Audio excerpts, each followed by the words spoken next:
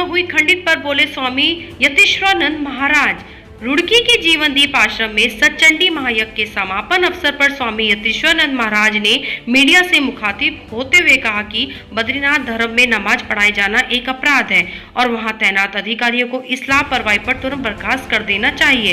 उन्होंने कहा बद्रीनाथ केवल भगवान का धाम है, यहाँ केवल भगवान की पूजा की जा सकती है, अन्य किसी धर्म की पूजा होना गलत है। आपको बता दें, रुड़की के जीवन दीप आश्रम में महामंडलेश्वर स्वामी यतीश्वरानंद महाराज द्वारा सतचंडी महायज्ञ का आयोजन किया गया था। आज महायज्ञ में समापन अवसर पर उत्तराखंड की राज्यपाल बेबी रानी मौर्य आश्रम में पहुंची थी।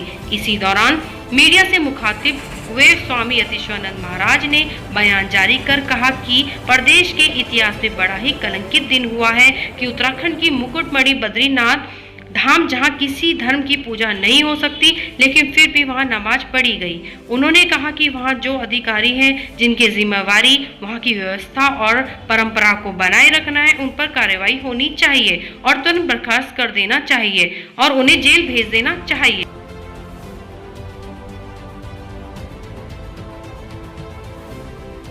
उत्तराखंड राज्य में बहुत कलंकित दिन हुआ है कि उत्तराखंड का जो एक तरह से मुकुटमणि और मुकुटमणि का सनातन धर्म का जो हमारा मुकुटमणि है, भगवान बद्रीनाथ का स्थल, वहाँ पर क्योंकि वो भगवान का धाम है, वहाँ किसी अन्यत्र धर्म की पूजा नहीं हो सकती। हमारे सनातन का ही अंग जैन है, वह भी उसको स्थान मानते हैं, लेकिन वो भी उसकी पवित्रता को रखते हैं। लेकिन वहाँ नमाज पढ़ी गई, इसके लिए ये बहुत ही गलत काम उत्तराखंड में हुआ है।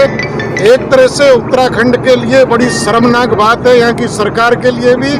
वहाँ जो जिम्मेवार प्रशासन है, चाहे वो वहाँ की एसडीएम हो, डीएम हो, मंदिर प्रशासन हो, उसको तत्काल सरकार को चाहिए कि बर्खास्त करे और दंडित करे। देखिए, मैं नमाज पढ़ने वालों से कुछ नहीं कहूँगा, लेकिन जिनकी वहाँ ड्यूटी थी कि भगवान के धाम में केवल भगवान की ही पूजा अर्चना हो सकती है और कोई विधि वहाँ नहीं चलेगी। भगवान की मूर्ति को भी, जो भगवान का विग्रह है, केवल रावल हाथ लगा सकते हैं, मंदिर के अन्य पुजारी भी उसको नहीं छू सकते। वहाँ की मर्यादा है, वहाँ की गरिमा है, वहाँ का शास्त्र है। शास्त्र खंडित हुआ है, जिनको वहाँ रक्षक बनाकर बैठाया गया था, वो सब बर्खास्त होने चाहिए और उन पर मुकदमा कायम होना चाहिए, सबको जेल होनी चाहिए।